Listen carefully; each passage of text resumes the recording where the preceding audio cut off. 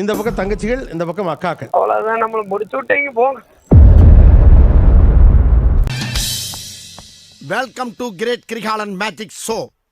உங்க ரெண்டு பேருக்குள்ள என்னென்ன வித்தியாசம் முதல்ல நான் தெரிஞ்சுக்க விரும்புறேன். இங்க கொடுங்க, இந்த தங்கச்சிட்ட கொடுங்க.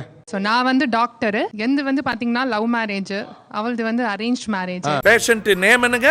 ராயலர் டாக்டர். ஓஹோ, ஃபேமிலிக்கெல்லாம் சொல்லியாச்சா? தான் இருக்கிறோம். எங்களுக்கு 10 மாடு வச்சிருக்கோம். அப்புறமா லாரி பிசினஸ் பண்றோம். ஆமா, இது வரைக்கும் சொல்லவே இல்ல. அது தோணலையா? விவசாய குடும்பம் எங்களோடது. அப்புறம் வந்து அவங்க எங்கள் வீட்டில் என்ன இல்லை அப்படின்னா, எங்கள் வீட்டில் ஏசி கிடையாது, அவங்க வீட்டில் ஏசி இருக்கு. என்னோட ஹஸ்பண்ட் சேலரியோட அவங்க ஹஸ்பண்ட் சேலரி டபுள். என்னடி இது?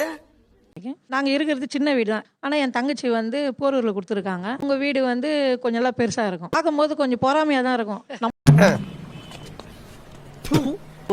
அது 2 மடங்கா இருக்கும் சார். ஒரு 1600 எல்டாம்ஸ் ரோட்ல 600 ஸ்கொயர் ஃபீட்ல வீடு வச்சுக்கிட்டு போரூர்ல இருக்க ஆள் மேல பொறாமையா இருக்கான்.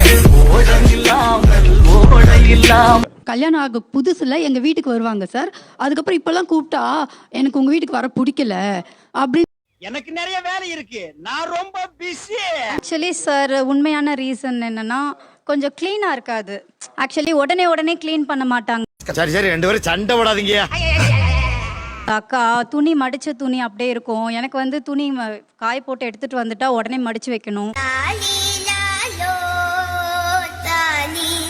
செய்வாங்க அப்படின்னு கேட்டீங்கன்னா, அந்த மாதிரி போறப்ப இழுத்து வச்சு எல்லா வேலையும் பார்த்து நீ ஒரு நாள் உட்கார் அப்படின்ட்டு கிச்சனை ரெடி பண்ணுவாங்க, ஒழுங்கு பண்ணி வைப்பாங்க.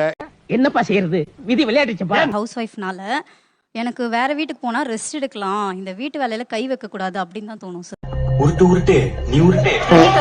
சார் அவர் ரெஸ்ட் எடுக்கட்டும் சார், ரெஸ்டே எடுக்கட்டும். என் வீட்டுக்கு நான் வரேன், கண்டிப்பா வரேன். இப்போ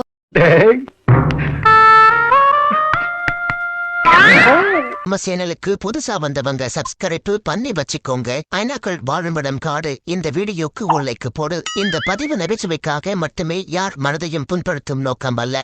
அவ ஆக்சுவலா என் தங்கச்சியா இருந்த போது ரொம்ப ஹோம்லியா இருப்பா சார் அவ. பட் எனக்கு என்ன இவ்வளோ மாறிட்டா அவ, எப்படி இவ்வளோ டக்குன்னு இவ்வளோ சேஞ்ச். நிறைய கண்டிஷன்ஸ் இருந்துச்சு.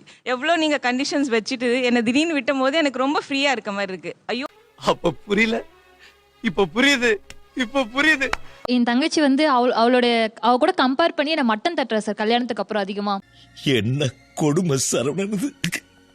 ஸ்டேட்டஸ் வேறு போட்டுறா சார். காலைல பெட் காஃபி போறது ஒரு ஸ்டேட்டஸ் போட்டுட்டு வெளியே வா, மம்பட்டி எடுத்து நடுமண்டு பொடுக்குறேன். இந்த மாதிரி ஹஸ்பண்ட் கிடைக்கிறது கொடுத்து வைக்கணும், 50-50 ஷேரிங், இந்த மாதிரி தான் இருக்கணும் லைஃப் பார்ட்னர் நான் அப்படின்ற மாதிரி ஸ்டேட்டஸ் போடுவா சார். அது பார்க்கும் போது இவ சொன்ன வார்த்தையும் அந்த ஸ்டேட்டஸும் அப்படி நம்ம மனசுக்குள்ள வந்து போய் இன்னும் கொஞ்சம் டிப்ரெஸ் பண்ணுது சார். சோலி முடிச்சு. சேனல் எதா இருந்தாலும் அது கொஞ்சம் ஆதரவு கொடுங்க. உங்க பொண்ணான கையை வந்து அந்த பெண்ணில தட்டிடுங்க. அவங்களுக்கு சப்ஸ்கிரைபர் 5-10 ஏறுனா அவங்க மனசு சந்தோஷப்படும். அவங்க வீடியோவும் பாருங்க.